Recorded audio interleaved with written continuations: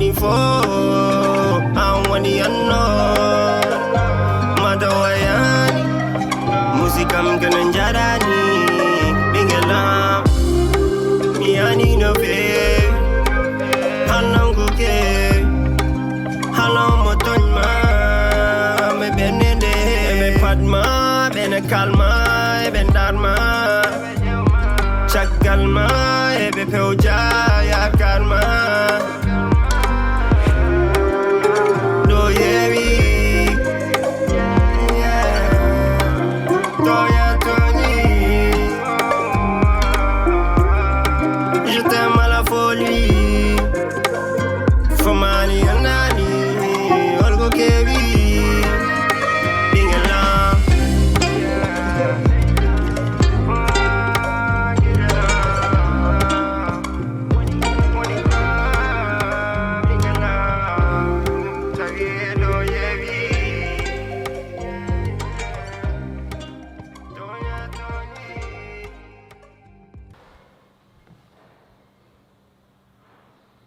Gogoma emo mbida kobe sagat mako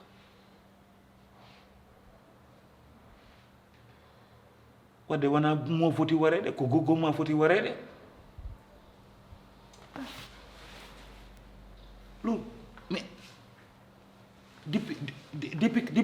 depuis quand dum don wonay dogde galle o mi tinani baba dum boyi de mais comme susan hal tan parce que dum gagnat nomi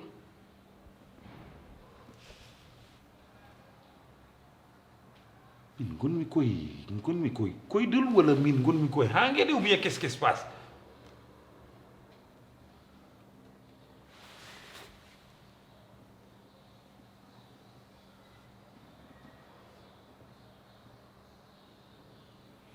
Oumaya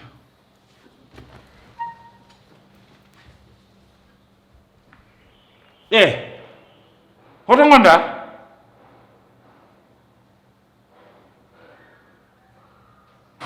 Bintu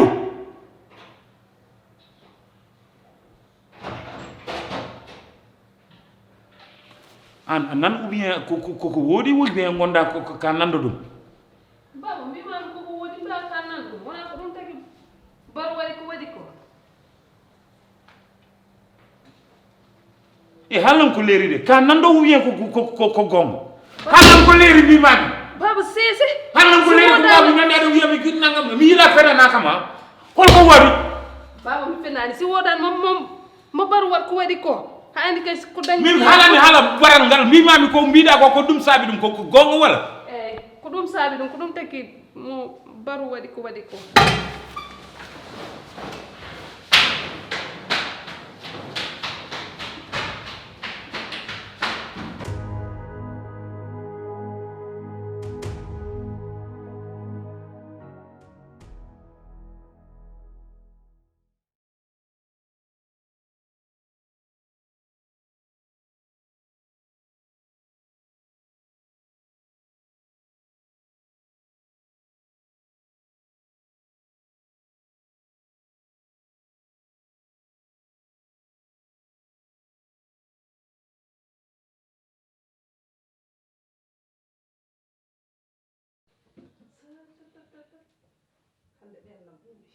Remembering back on the block, running and dodging the car, drinking and smoking a lot, getting and fucking the thoughts.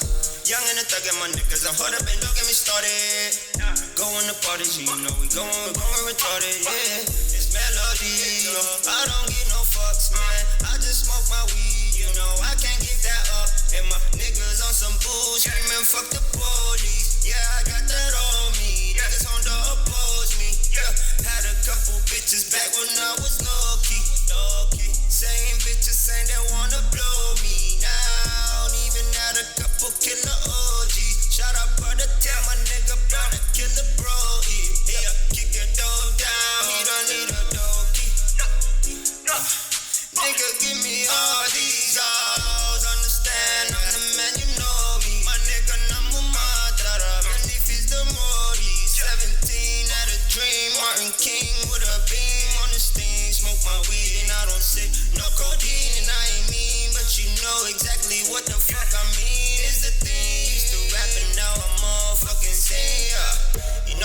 ain't a gang. No, I'm putting these niggas to shame. You know what it is when it rain.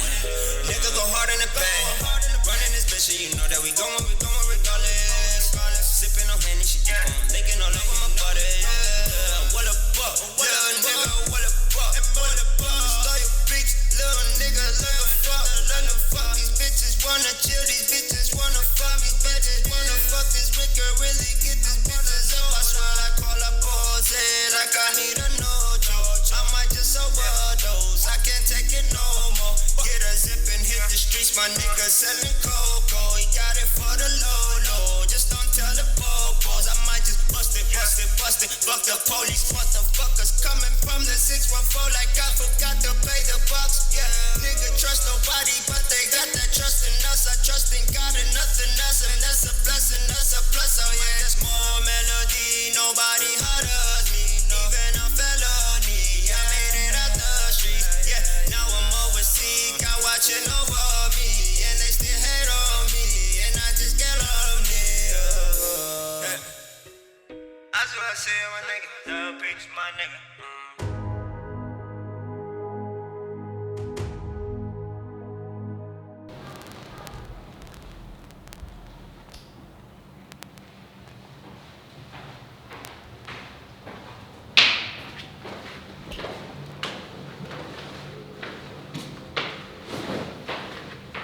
Salam alaikum. Ça va, monsieur? Ça va bien? Ça va très bien. Alhamdulillah. Barik alhamdulillah. Merci, pas dérangé, je pense. Non, du tout. Ah, ok. À qui c'est l'honneur? Ami inspecteur Diouf. Ah, inspecteur Diouf. Ouais. Ah, ok. Bah, je suis venu parce qu'on nous a signalé au niveau de la clinique. C'est ton fils, c'est Omar. Omar, oui, c'est mon fils. Ouais. Oui, voilà. Bah, on est là juste pour vous donner une provocation. Et demain, tu dois répondre à la commissariat. Mon fils? Bah, ouais. Ok. Mais c'est pas encore trop compliqué parce que la famille de la victime n'ont pas encore fait de faire de certificat médical. De toute façon, ce que vous devez faire, c'est de répondre à l'acte. Parce que c'est une agression très violente. Et ça peut se considérer comme une tentative de meurtre. Voilà. Pour ne pas s'aggraver les choses, que tu dois répondre là-bas. Avec ton fils. Ok. Sinon, ça va compliquer les choses. Voilà. Ok. La convocation est là. Et j'espère que Mamadou, il va bien. Oui, plus ou moins. Mais heureusement que les médecins ont réagi très tôt. Ok. Voilà, tu peux le dire.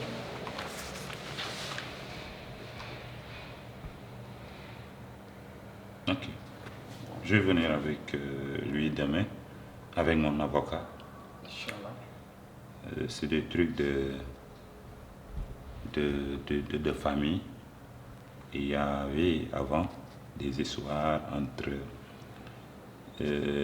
Omar et son ami Mamadou. Il a fait des mauvaises choses ici dans la maison. C'est ce qui a poussé à Omar à passer cet acte tellement violent. Et je m'excuse beaucoup. Voilà, c'est pas une manière de faire la loi parce qu'il y a la loi ici. Exactement. Et je comprends très bien. Inch'Allah, Rabbi, demain on se reverra. Bah, je pense qu'il faut venir avec ton avocat. Parce que ce que vous venez de dire, si vous le dites là-bas, ça complique encore les choses. Parce que Non, mais ton je vais fils- expliquer, comme ça les choses commencent ça s'est arrivé. C'est tout simplement ça, mais je ne suis pas en train de défendre mon fils, je sais qu'il est tort. Je sais qu'il est tort, monsieur. C'est exactement ça. Il n'y a pas de souci. Voilà, à la prochaine. Ok, merci beaucoup.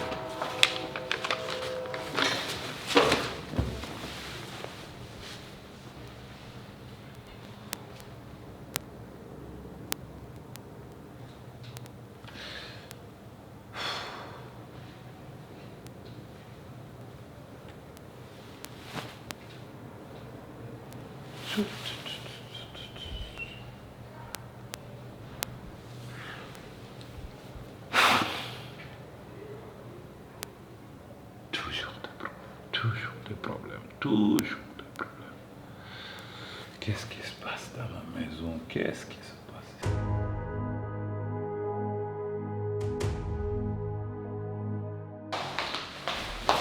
Baba, problème jàpp na.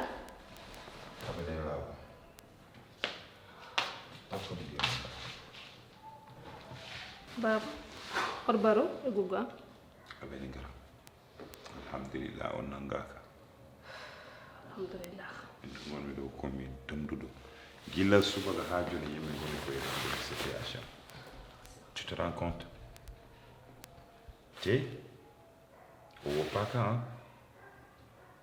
parce que c'est que kalde Mamadou ummima mi anda Mamadou mi anda mo so décidi porte de plainte affaire o baddo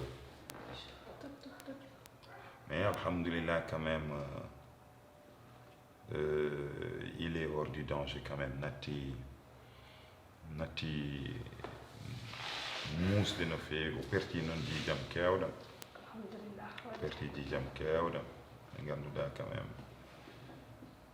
mais ɗum fof ɗum ɗon je comprends plus qu'est ce qui se passe dans la maison alhamdulillah si tawi ɓeni gara par ce que min mom non mbanom fayde so tawi moneni yalti hen a jaam rek ko yettere Allah ko moƴƴi ko ndiyam yara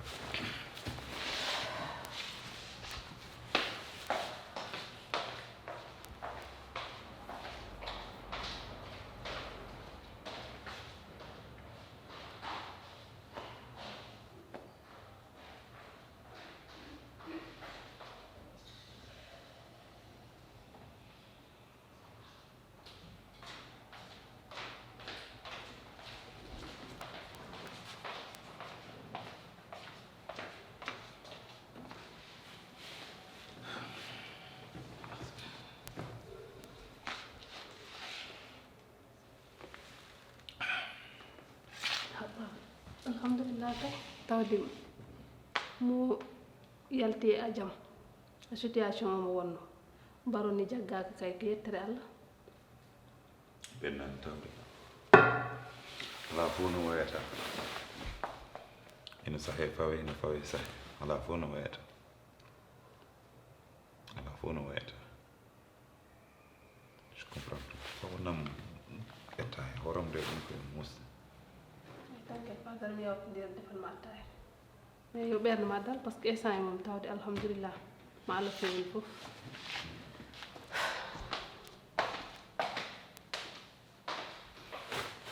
aɗa wat hen sukara kewɗo o noon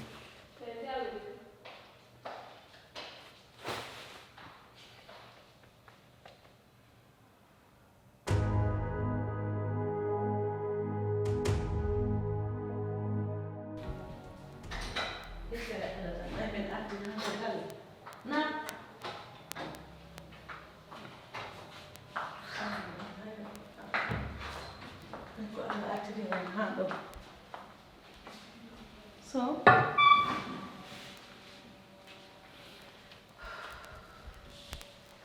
Seydi Sow ko mbaɗɗa ko hono wawiɗa ɗum Seydi Sow ani yawɗa accuɗa men toon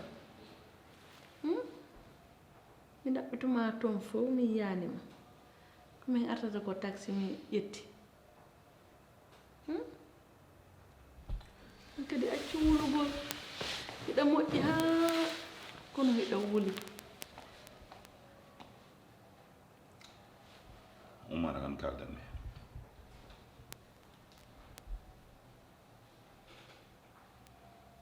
aɗa andi koyngal ma goto nan nder prison koyngal ma goto nan Bowal aɗa andi ɗum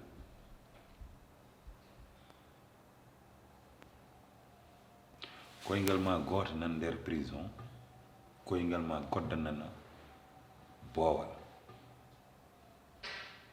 oto sikki y a des avocats et ils ont parlé à ta place que an hay goto wawa nangudema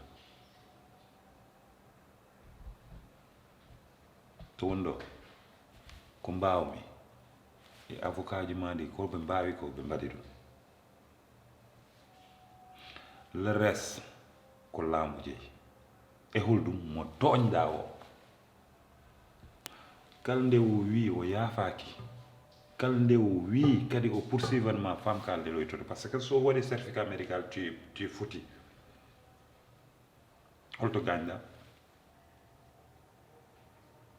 e hatta ɗon sa renaki mami mbiyanma sa renaki tentative de meurtre parce que so mayino ko ɗum nangirte tentative de meurtre et puis prémédité aussi no foti infraction uji no foti délit ji mbaɗa première préméditement par ce que a miijima ko mbaɗata ko miccoɗa ɗum ha fewnita hen puɗɗoɗa yaade waɗoyde ɗum ko 1 diɗoɓe o anniyama wonano pour tan yo gaaño après goppa ɗum anniyama wonno ko warde ɗum plus meurtre o so mayino holko jari ɗum de holko jari ɗum doyena holko bendiɗo sakana mucce hayso taw ko kange jarani ɗum hayso ko wawi wonde e aduna o fof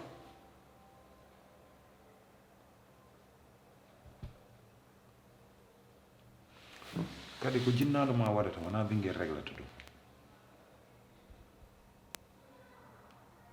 wona nani no mbirmami ni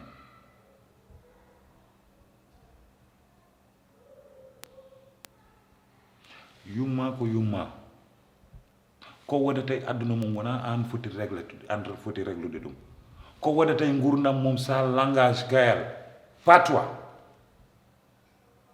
so welama écoute-moi je suis sur les nerfs et je veux plus entendre déjà comme tikkandomo parce que mi yoɓanima plus de 15 millions pour ya janggoy et d'ici 3 mois sa yahani kalis o perti ils vont jamais te rembourser mbuɗo hutima e ɗum avant tout d'abord parce que a rewi kam baba ni baba comme janggowo baba ni j'ai fait tout fait j'ai mi sodanima billet tu penses que billet aller retour 600 000 mo jommi billet o aɗa sikkano hajane yam goddum e goddum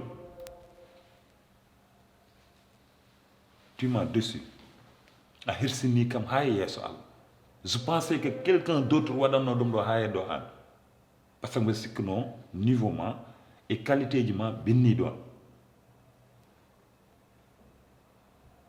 mi anda o bernde noon holto guittuɗa ɗum mais wona yam par ce que min hay mbubu mi wawa warde kala ko neɗɗo waɗi kam e dunde baba an woppidima e Allah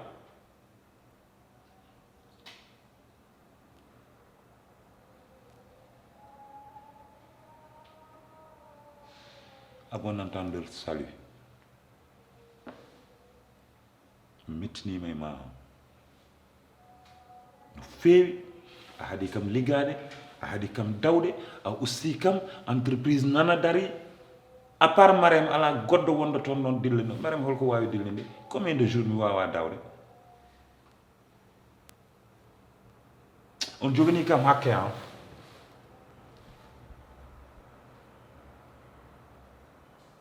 c'est bon tu peux disposer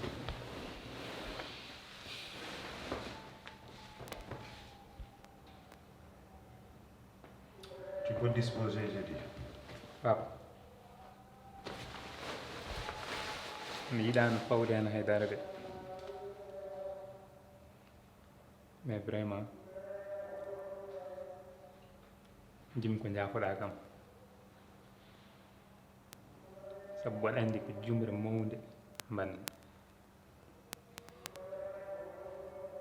ko mbanmi ko mbaɗen ko hunde ɓurde wonde grave et puis an a méritani ɗum taw ko haalde konko so tawi konko weeli Allah an a méritani ɗeɗo caɗele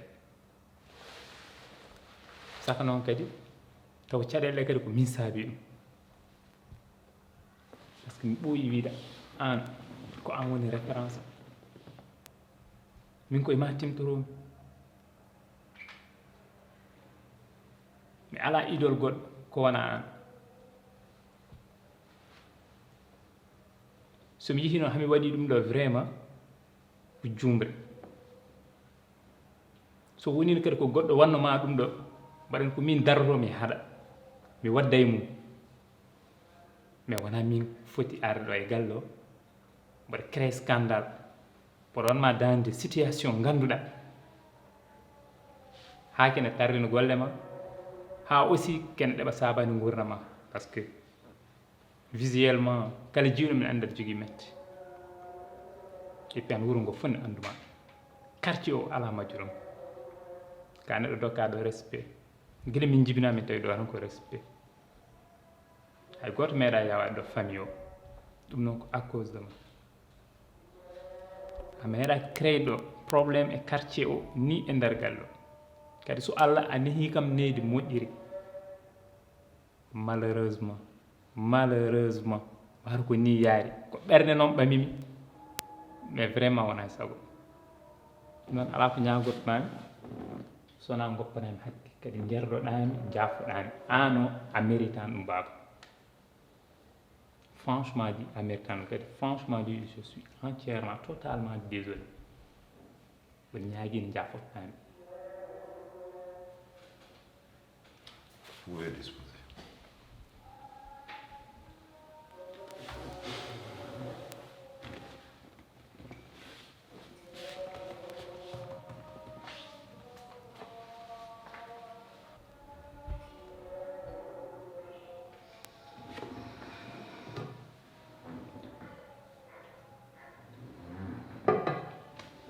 miɗo nder nani Voilà.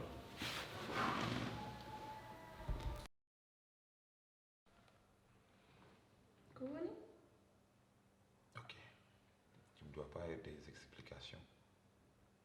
Ala ko poɗɗa haalandemi e ko kewi ko e galle o et tout ça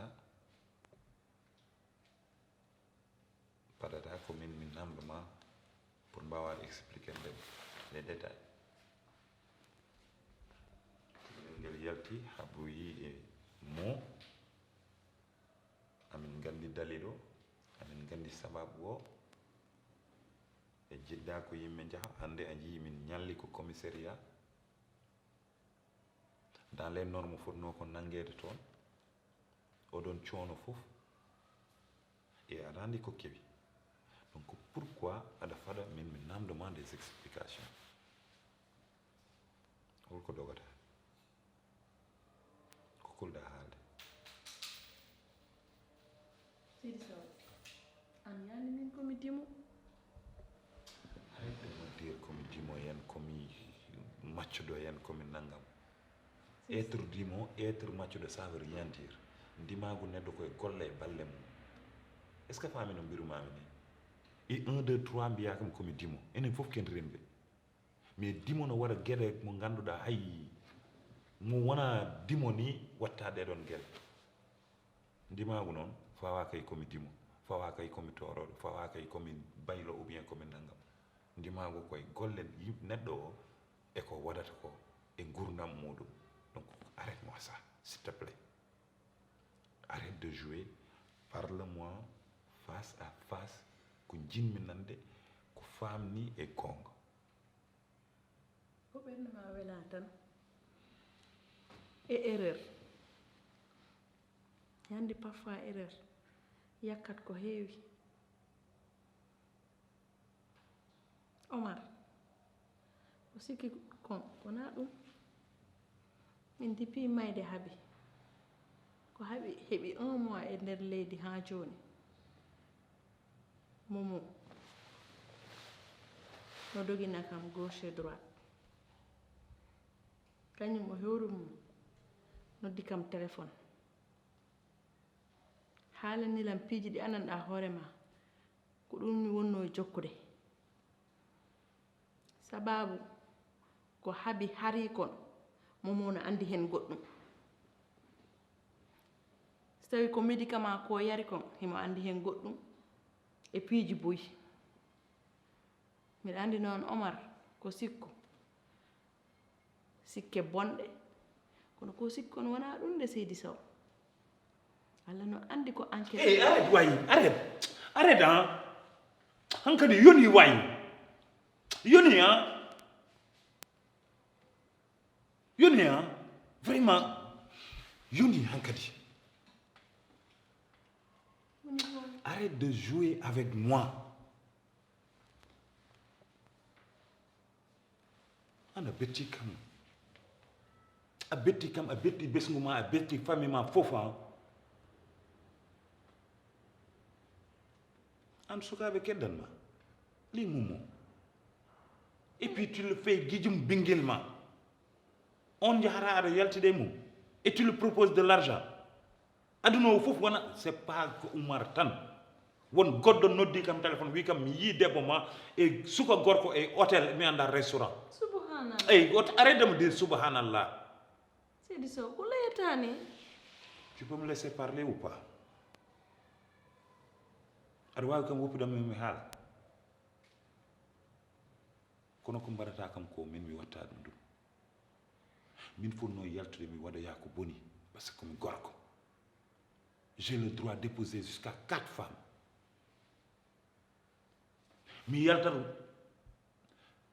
mi yer rewbe dewobe ciagalam mi yahat liggey mi yer rewbe na rewa ciagalam mi yer hay goto ko adama tan giley bandirabam cialino hamin dañi 20 ans et que tu me trompes pendant 20 ans parce que joni tromperie ma yalti mais a boyi wadde dum kala ko tongi dasi arat hay teppere joomum sa sikki ko min badda dum ko hoore ma badda dum sa sikki ko min badda dum ko bibbe ma be badda dum